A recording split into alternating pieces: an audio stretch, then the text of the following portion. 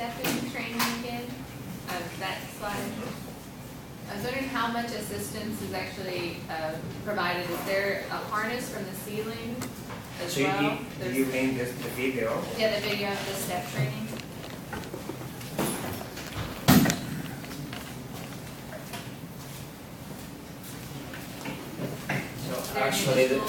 Actually, there is a harness here that provide body weight support. They usually can go, from 80 to 20%, and then there is this assistance to stabilize the hip, and also the actual movement is assisted by the trainers that bend the knee and then hold the extension. And then can you go ahead one slide, the next one, and just talk about this a little more. Why, you said the tick marks were when the stimulation was changed, so why was the stimulation changed at those points? What was some of the reasons? So what the rationale was that we perform every week or every 2 weeks a training session with EMG activity, and we actually, we tried some new configurations, because again, there are no guidelines how to set the stimulation parameters. So we, going back to some mapping experiments, and what we were actually, what we saw in those weeks, we tried to see whether, slightly changing those parameters could have led to a better standing ability. So, for example, if the left leg was weaker than the right, then we tried to somehow readjust the excitability of the left, so that trying to improve the overall motor output. One last question. Are there broader applications that you're looking at? For these 4 subjects, it's revolutionary what you provided for them. Is it a one-on-one basis because it's so specific, or are there broader applications of this? I think, well, there are certainly broader applications, and one, so with the new study that just started, so we are looking, for example, at the cardiovascular function. So it turns out that subjects with very high injury level, like high cervical, they don't have only, motor problems, but they have some serious, health issues, like the ability to regulate blood pressure and temperature. And that's a serious issue, because, even if they are in the power wheelchair and they go out for dinner and they all of a sudden get hypotensive, they have to kind of lay down, or, that affects their daily life. So what we found out is that with this stimulation, you can provide fine adjustment of blood pressure, for example. And then, it is just a matter of talking about motor function. It is a matter of improving the stimulation technology and actually improving the knowledge, so that somehow that there could be either a feedback that can try different stimulation parameters, or so a learning machine algorithm or something like that. So to me, this looks promising, and we need, both a slightly better technology and to learn something more. No problem. Very nice presentation. So you might have mentioned this in your talk, and I might have missed it, but what was your age score on these subjects, and where was the site of injury? Were they lumbar or thoracic? So there were, let me go back to the slide. There were 2 Asia B, so motor complete, and 2 Asia A, so sensory and motor. And there were 2 mid-thoracic, so T4, the Asia A were mid-thoracic, while the B were higher. Very impressive. I'm just curious about the signal itself, the stimulant. What is the frequency or range of frequencies that being used, and what is the strength of that signal?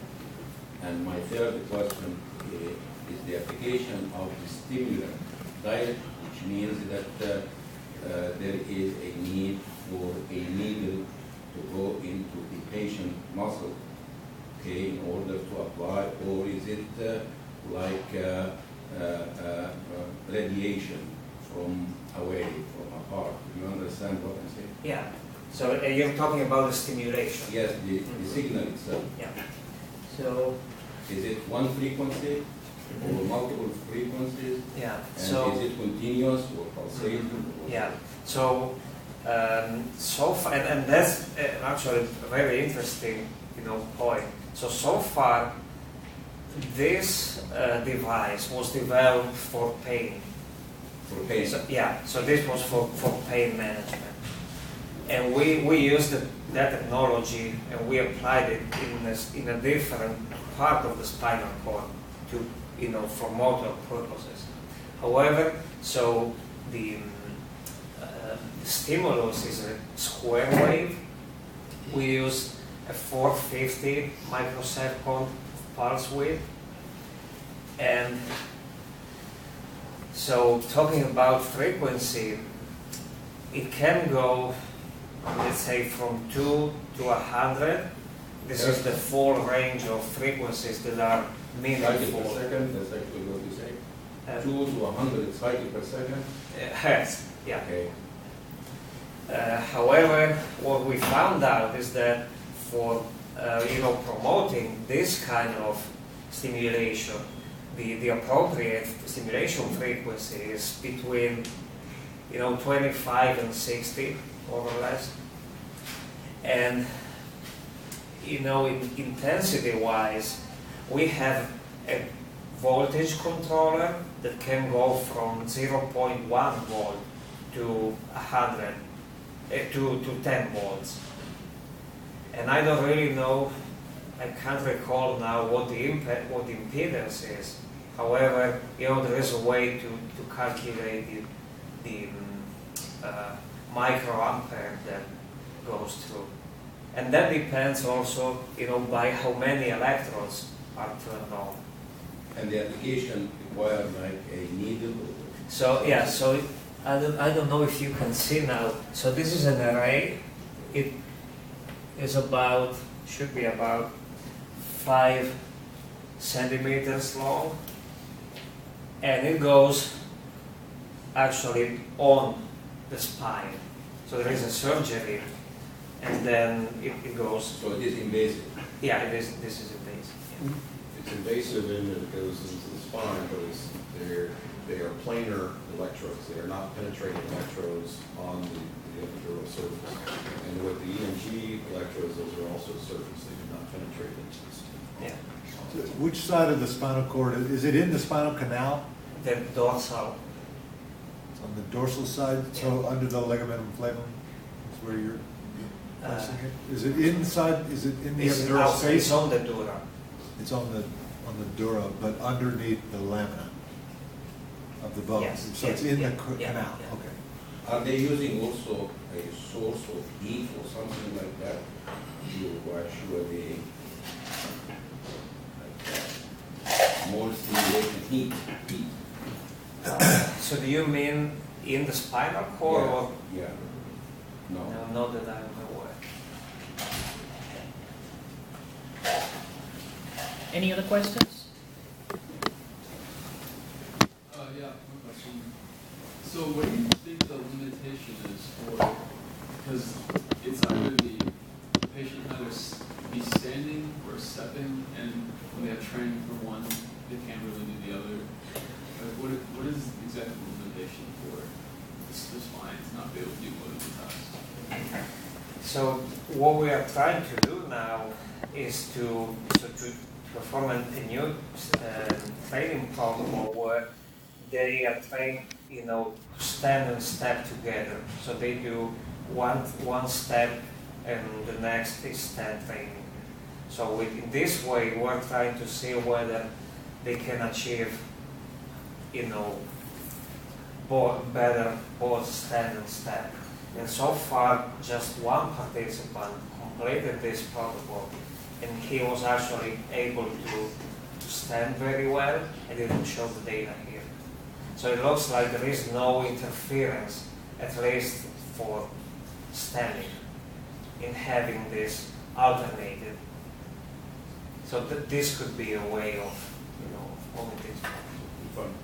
The real limitation is the stimulator itself, and that it's not continuous. You think it's simultaneous to try to have multiple protocols occur. So you program one, and then you have to program the other. It's manually done. So our body, we don't work that way. Okay, so that's the stimulator is a major limitation for the current work that's being done. That is probably the case. So, however, even with the same stimulation parameters, you can get worse standing if you train, in this first way. So at least it looks like if you interleave stand and step training, you can still achieve good standing at the end. And then, that is the simulation part. For the cats that you spoke about that did with 20 months of step training, they improved that way. Going back to your subject that you just talked about, where you didn't show the data for, how many training sessions was that? Was that 80 sessions as well? This new one? Yes. So there was 80 plus 80. So Okay. it was still 80 standings, Yes. but they were interlinked. So one day, one week. Okay. Any other questions? I just got a quick question. In terms of when you were doing the animal studies, were you able to put these electrodes in, for example, a healthy cat, read the signals, and then after creating the lesion, if you applied the same stimulation as what you read before, were you able, or was that tried at all? I don't know if I got exactly the question, but so what does happen with animal studies, usually they have implanted EMG electrodes so that you don't have any artifact and you can track the changes. So before the lesion, and then after the lesion, and then during the recovery. But if you applied the same signals or because you have a certain spatial resolution, you can read the signals before you create the lesion. And then after you create the lesion, what if you replicated the same signals, only it's now a signal applied rather than a signal read? Was that experiment ever conducted to see if you get a better result? So now you're talking about the way of stimulating. Correct. Okay, so what a colleague of mine has tried in vitro experiments, and now he's doing this in vivo on rats. So he found out that with a noisy waveform, that I don't know how he got this, probably within the spinal circuitry. However, with a noisy stimulation rather than a square wave, he got, at least in vitro, much better locomotor-like activity. So I think that another big step forward could be achieved by looking at, the type of signal that you actually use to stimulate. So, but with this respect, we are really behind. To what I know, this is the first study in vivo that tries to apply a different waveform. But that's probably one of the next key points. Please join me in thanking Dr. Rejc for